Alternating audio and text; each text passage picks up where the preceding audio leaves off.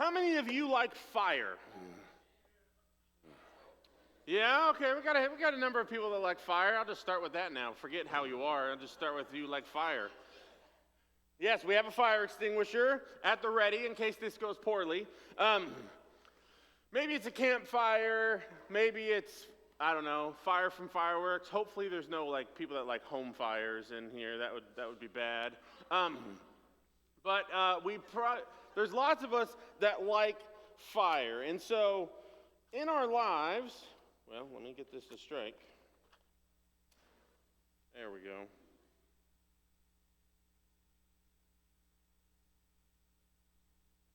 These are cool little tumbleweeds I bought at Lowe's.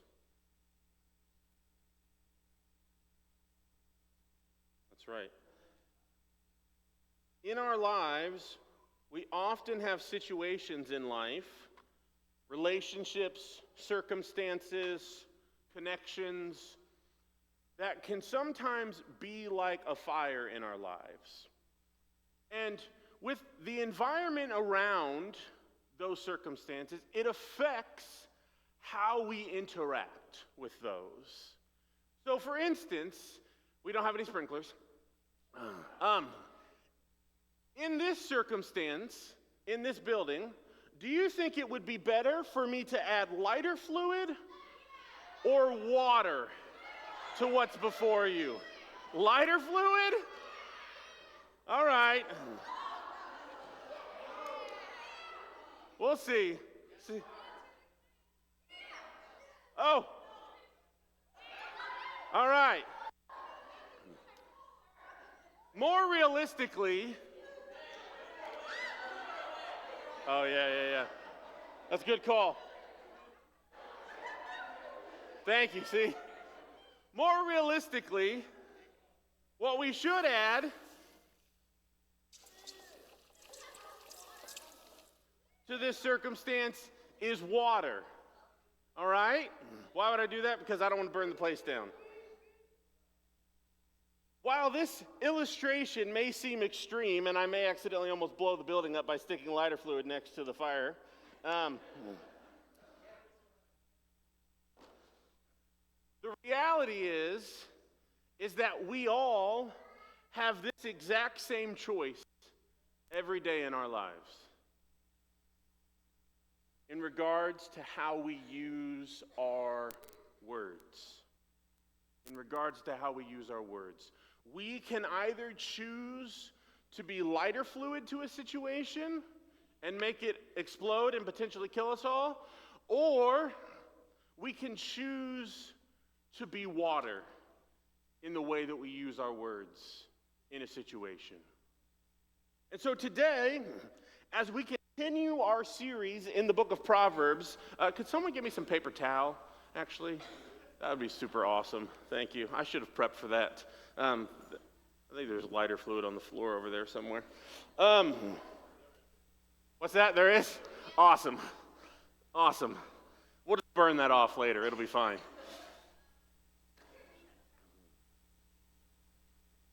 Yeah, it is. Hey, we have a status known as a non-combustible building status, so we're fine.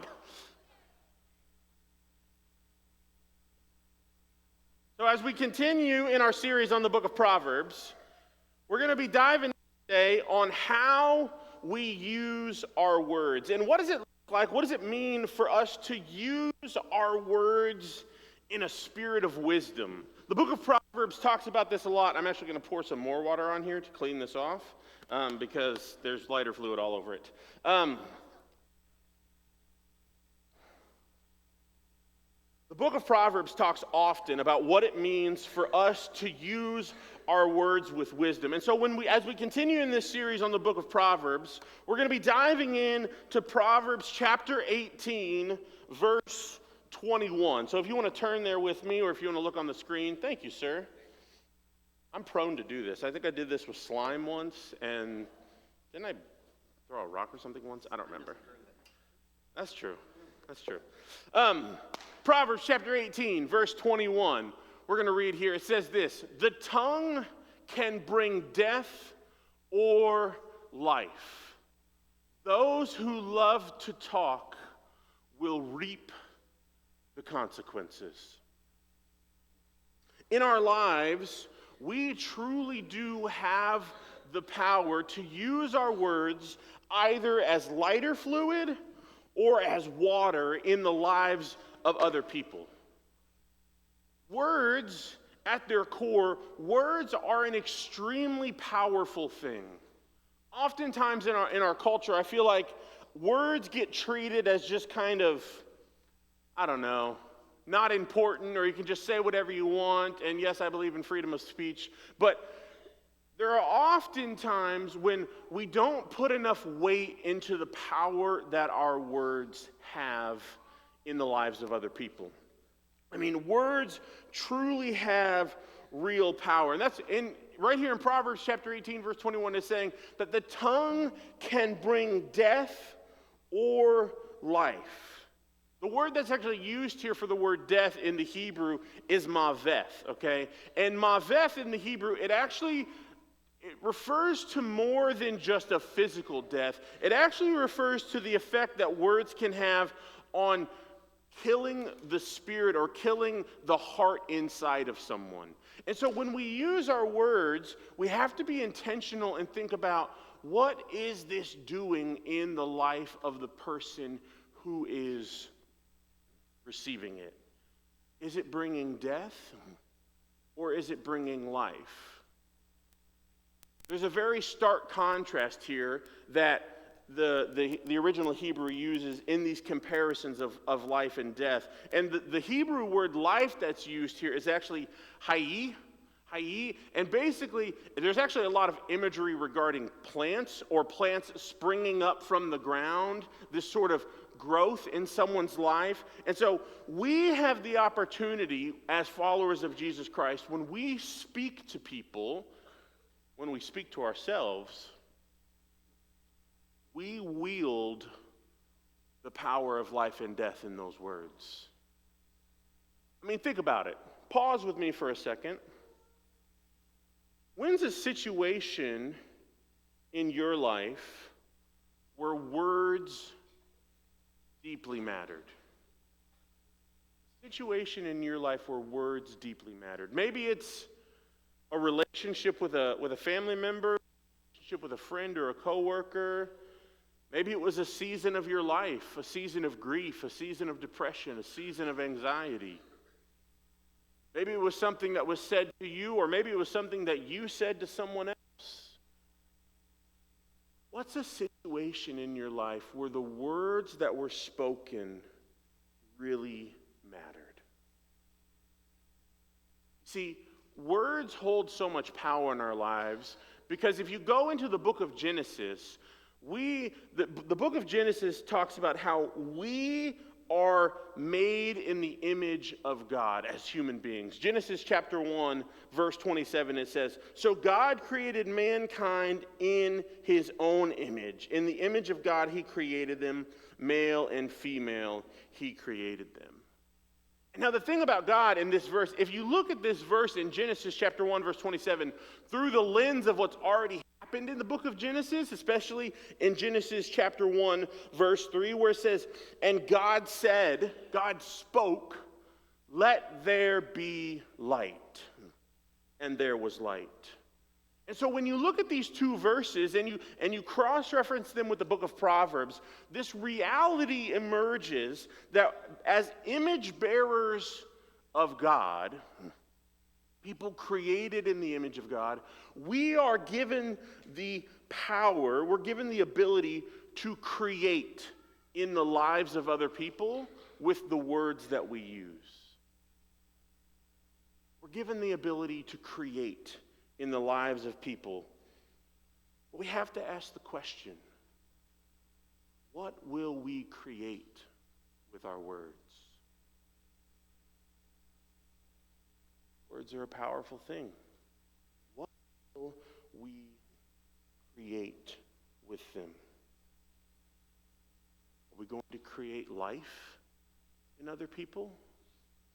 Or are we going to bring about harm and destruction and the wounding and crushing of the spirit? You see, the second half of Proverbs chapter 18, verse 21, we can pull that back up if you don't mind. It says this, it says, those who love to talk will reap the consequences. Now, what does that mean? At first glance, it might just make you think of your aunt or uncle or niece or whoever that just loves to talk. You know anybody that just loves to talk? Yeah, my daughter, Sonora. She loves to talk. She's pointing. Poor Susan. It might, at first glance, it might seem like this verse is condemning people who just love to talk. But that's not actually the case. That's not actually what this verse is saying. What this verse is saying in the back half of Proverbs 18:21, it is saying that we will basically, as it talks about in the New Testament, we will reap what we sow in regards to what type of words we love to use. So if we love to use words that bring life in people's hearts and people's minds and people's circumstances, then we will reap life out of those relationships, out of those interactions. Or if we choose to be an agent of destruction in our conversations, manipulative, not understanding, harsh, cruel, uncompassionate, then we will also reap those consequences in that relationship.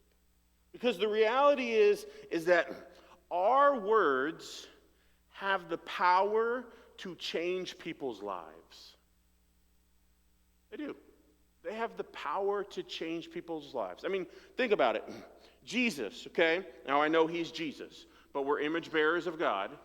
When he comes to his disciples in the Gospels and he speaks the words to them, come and follow me and I will make you fishers of men, trajectory of their life is forever changed. I mean, Peter was just a simple fisherman. He was pretty happy catching fish, I think, for the most part, it seems like it. And Jesus shows up and offers him these words that speak into him the ability to engage with the Savior of the universe and to be a part of something larger than himself. Jesus speaks life into his disciple Peter. What's a time in your life where someone spoke to you in a way that changed your life?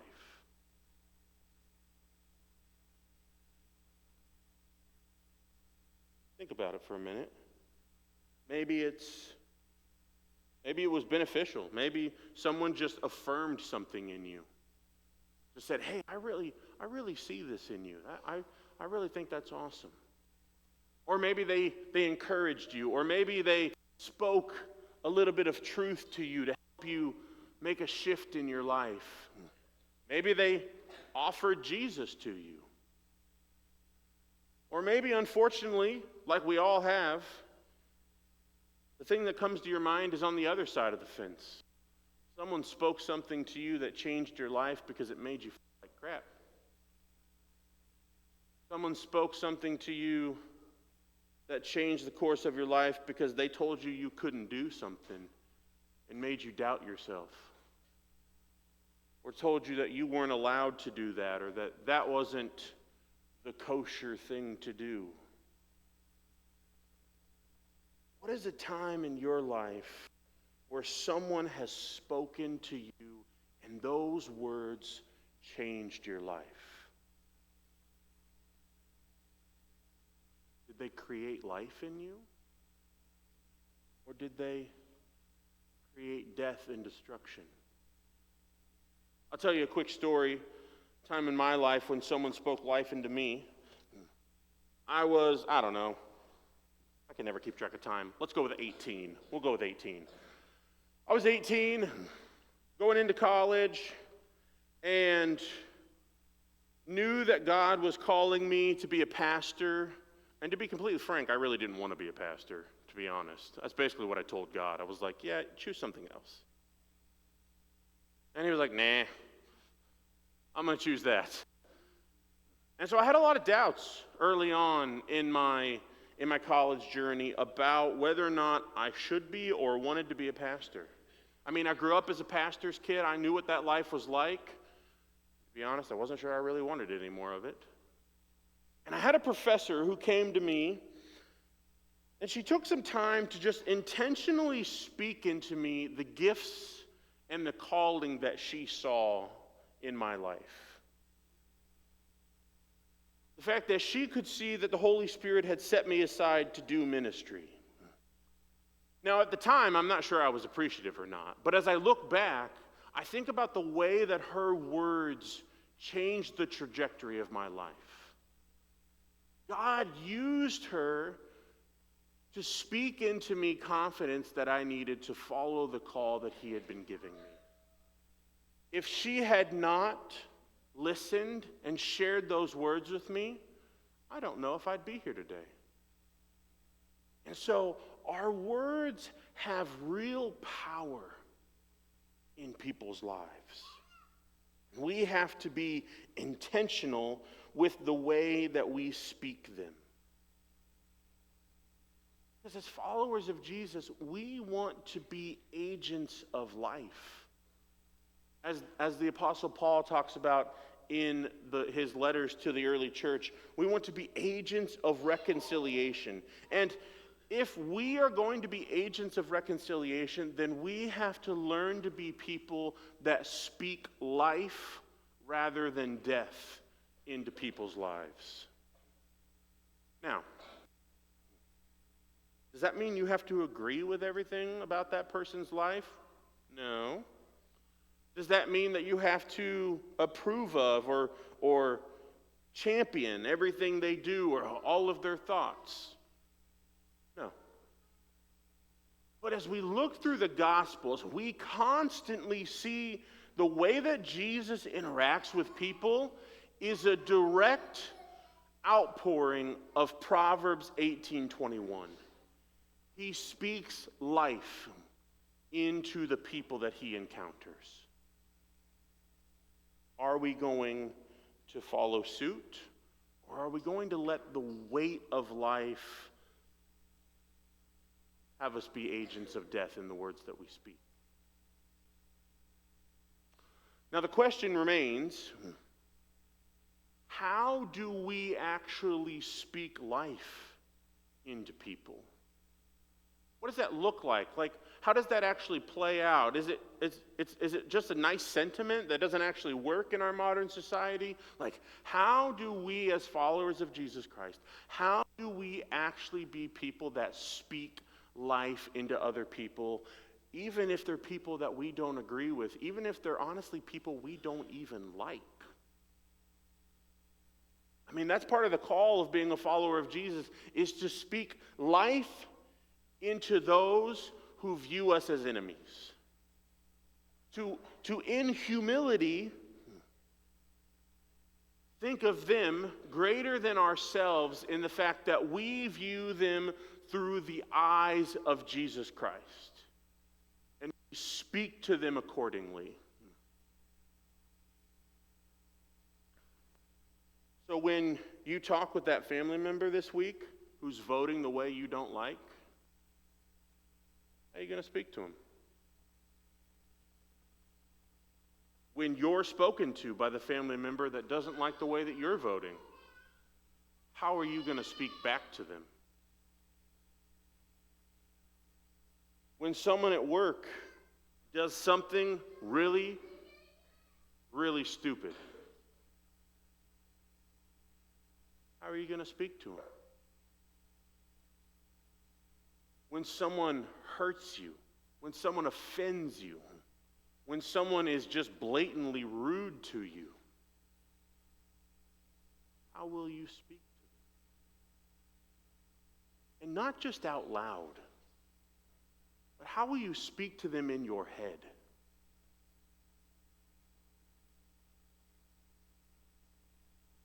As Americans, we've become pretty decent at social pleasantries. We're pretty adept at social pleasantries as a society. And oftentimes, we can use social pleasantries to just kind of mask what we're thinking, but in our minds and in our hearts, we speak things about a person that may not come out, but that we speak to ourselves about them that are not the way that Jesus Christ would speak about them. And so if we're going to be people who choose to bring life in the words that we use, there are two key things that we need to make sure that we're doing in our lives. Two key things. There's lots of them, but two key things.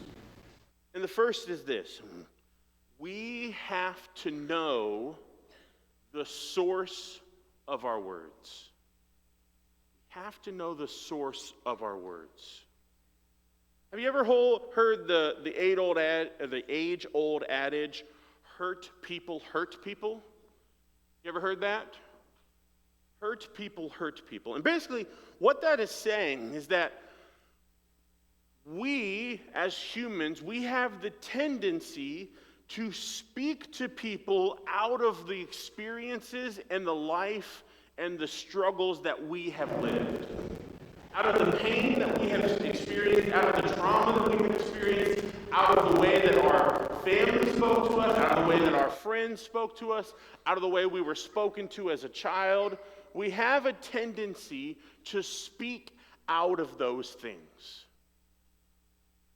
And it allows things that are not a healthy source of words to become the source of our words.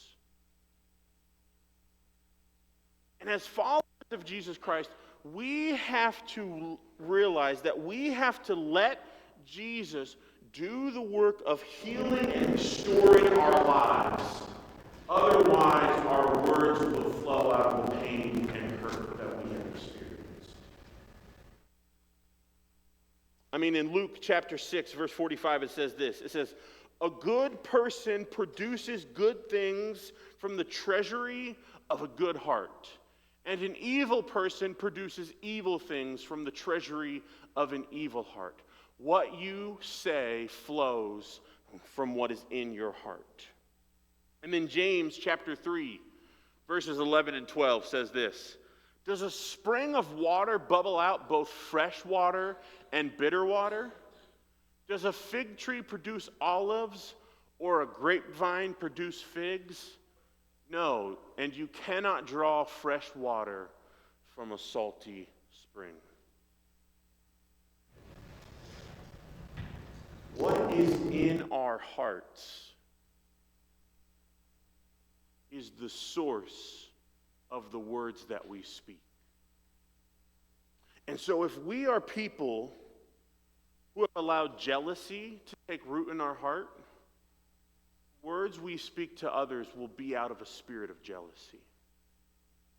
If we are people that have allowed fear and hate, hopelessness, pain, trauma, insecurity,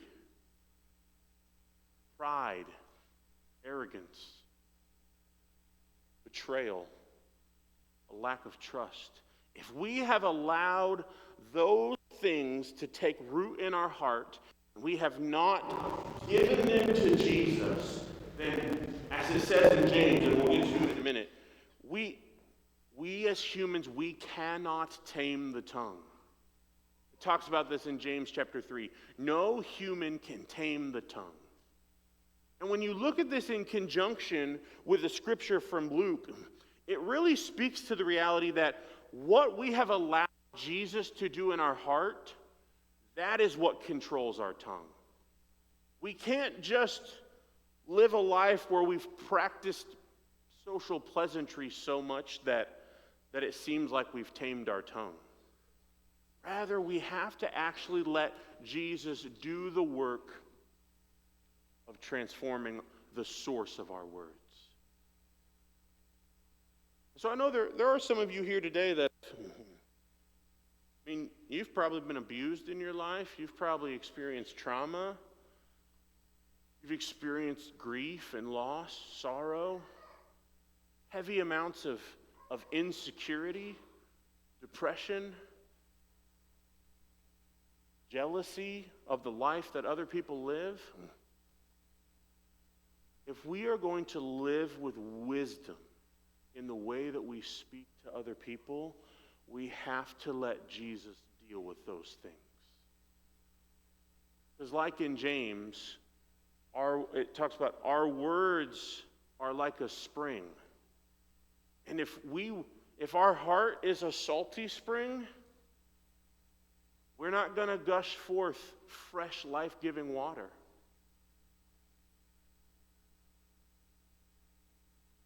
So what is it today that you need to let Jesus transform in your heart so that you can live with wisdom in the words that you use? Let me be clear. Yes, as followers of Jesus Christ, this is what we're called to.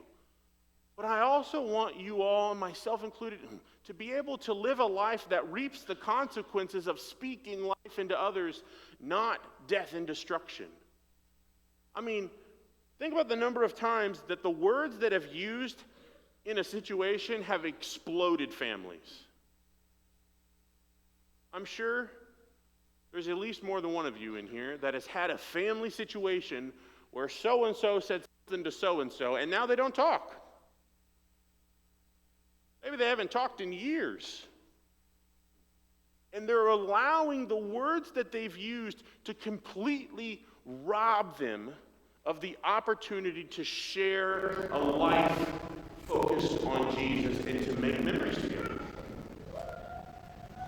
Or maybe you're like me and you like to run your mouth sometimes. And it's a struggle. And you said something in the wrong time, and you got fired because of it.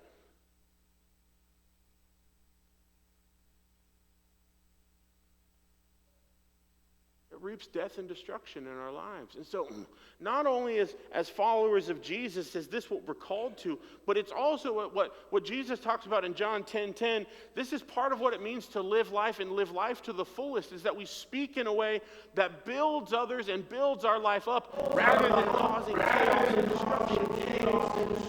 You want chaos and destruction in your life? I don't. You can have some of mine, actually, if you're a fan of it.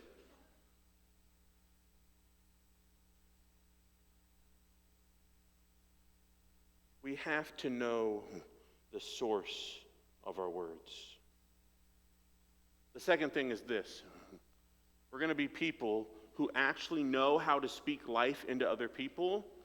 We have to listen first and speak last. I'm sure you've all probably heard the terminology or the idea like, oh, become a good listener. Like, yeah, that's great. Yeah, Sonora, become a good listener. Become a good listener. That's wonderful. Simon Sinek, though, actually, in his book, Leaders Eat Last, he talks about this concept of not just becoming a good listener, but learning to speak last. Learning to speak last. Trust me, if you've ever spent some quality time with me, you know I have opinions about things. And I'm prone to share those opinions about things. What does it look like for us to be people that, in the Spirit of Jesus Christ, we learn to listen so well that we are the last person in the room to speak?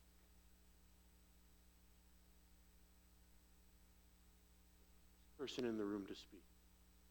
And this is affirmed in Ephesians chapter 4, verse 29, where it says this. Do not let any unwholesome talk come out of your mouths, but only what is helpful for building others up according to their needs, that it may benefit those who listen.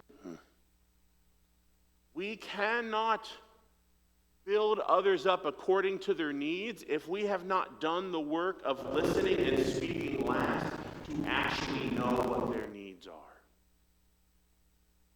Yeah, it's pretty easy to make assumptions about what people need. I see people do it about people not like them all the time in our society. Whether it's the younger generation or the older generation or people that vote like this, people that think like that, or people that live life like whatever, you choose. it's easy to assume we know what they need. But in those situations, in those times of inevitable conflict in our lives, because I'm not telling you just have to roll over and scratch people's belly all the time. Like, you don't have to compromise on your beliefs. But the way that you speak your beliefs, it matters. We have to do the work of listening so well that we actually truly know what the person. Otherwise, realistically, we're just speaking out of assumptions. Now, yes, does everyone in their life need Jesus? Yes, 100%. But what's the need that they feel on a daily basis? Yeah, they might need Jesus in their life, but what do they feel? Especially if they're far from God, if they do not yet know Jesus, they probably don't know that they need Jesus. And if you just say, you need Jesus, that probably ain't going to work. But instead, if we live a life that listens and, like Jesus, speaks to the need that they have in that moment, we open the door to understanding. Jesus did this all the time in the illustrations that he used. I mean, look at the woman at the well. He specifically crafts his message to the woman at the well based on what she was trying to glean. When we become good listeners, we can learn to speak life into people. And so, as we close, just want to ask you this question. Do your words, my words, on a daily basis, a weekly basis, an hourly basis, do they bring life to people?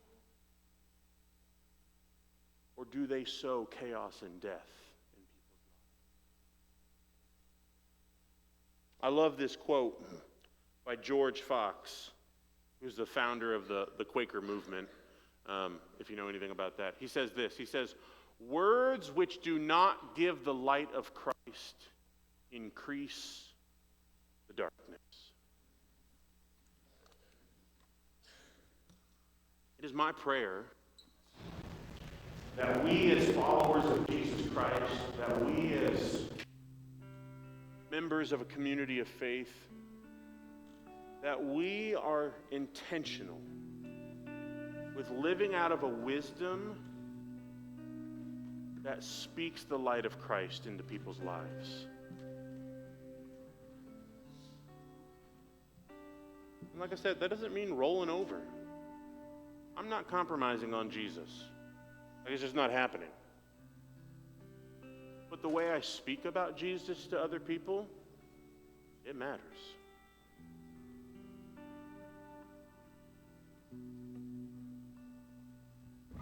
Do our words bring life? Or do they sow death? Let's stand and sing.